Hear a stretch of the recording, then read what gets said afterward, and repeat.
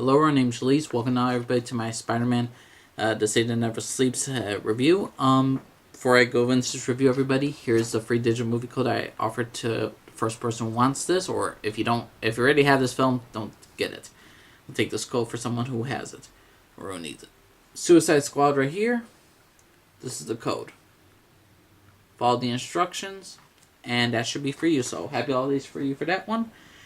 And Marvel's Spider-Man, the PS4, and the DLC. Here's the name. The DLC is nothing but a cash grab, in my opinion. I believe this story, all the stuff with the heist, which features Black Cat, the Turf Wars, which features Hammerhead and Yuri, and the third one, which is Silver Lining, which features Silver Sable. This did not need to be. This wasn't needed. This easily could have been like the beginning of the second game of Marvel Spider-Man.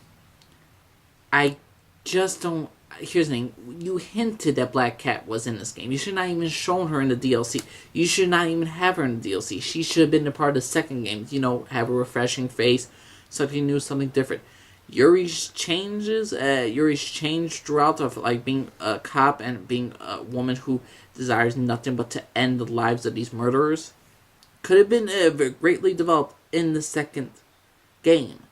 But no, you had to buy in order to get these extra great moments. And a lot of these moments are really great in the Spider-Man DLC. But to me, it's a cash grab. The first one I say is my favorite, the heist with Black Cat coming around, Peter interacting with her. I really love their dynamics and their teamwork together. I loved it. It's all about Black Cat working for Hammerhead to basically blackmail the Mafia, so Hammerhead can control them. And what is Hammerhead over Black Cat? I ain't gonna spoil it too much. And then you have Yuri and the Turf Wars against her agenda with the Mafia against this gang, and then she's against Hammerhead and her ruthlessness against them, and it changes so much stuff. Even some of the side missions in the first one with Black Cat, you have Black Cat's father. Then you had stuff about Yuri's past, about her family. Very interesting, good stuff. And then the third chapter, which is Silver Lining, because Hammerhead is using not only Black Cat to like get information about the Mafia, but he's also trying to get Silver Sable's technology to upgrade himself and to become a true villain. And I did not enjoy Hammerhead when he's trying to make himself robotic. Did not care for that, but I liked it. Spider-Man interactions with Silver Sable. I like this one guy who we work with to discover some... Because Silver Sable's country's at war, and Spider-Man works with like one of these soldiers who was a former teacher at that place to basically make a difference and to find all these necessary equipment needed to help those individuals that are suffering throughout the Civil War. And to me, I think overall the stories were very nicely done. They were very good, and a lot of it was just to me a cash grab. I think it was a good story, but not needed for a cash grab in order for the next DLC. This game does a great job with Miles Morales. I really am starting to love more and more every single day of Miles Morales. And another thing I think is a cash grab is the suits. You have the Iron Spider. The Iron Spider from Captain America Civil War. Not Captain America Civil War, from the Civil War comic books. It's here. You got that old school animated, you got the old school cartoon version of the Marvel's Iron Spider, you know, the whole silver look. You have the Scarlet Spider, the second Scarlet Spider outfit worn by Kane. I mean, there's so many interesting outfits. You got the Cyborg Spider-Man. I mean, all of these are great outfits, and yet you need to buy the DLC in order to have this.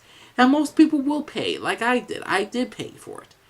But is it overall worth it? In my opinion, it's like bittersweet. It's a good content, but was it needed for this game? And in my opinion, I believe most of this DLC was a cash grab.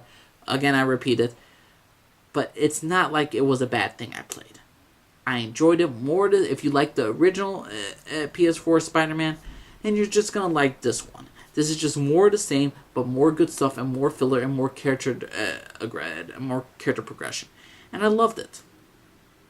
But was it worth the price? Not so much. I feel like it should have been in the second game for a good story point. I love the interaction between Spider-Man and Miles Morales. Jameson is always classic. I really love what they did with Yuri. I say the only thing I did not like was Screwball. Screwball for the first chapter, second chapter, and third chapter till you eventually find her and bird her way behind bars. Because she needs those followers. Oh my god, no. But Spider-Man, The Satan Never Sleeps It's entertaining. It's fun. It's a very appropriate title. But again, was it everybody a cash grab? But overall, it's a fun thing. If you're willing to buy it, in my opinion, just watch off YouTube the movie. Look at the suits. But if you really want the whole Spider-Man experience, then buy it. So everyone, name's Lee, saying everybody. Bye.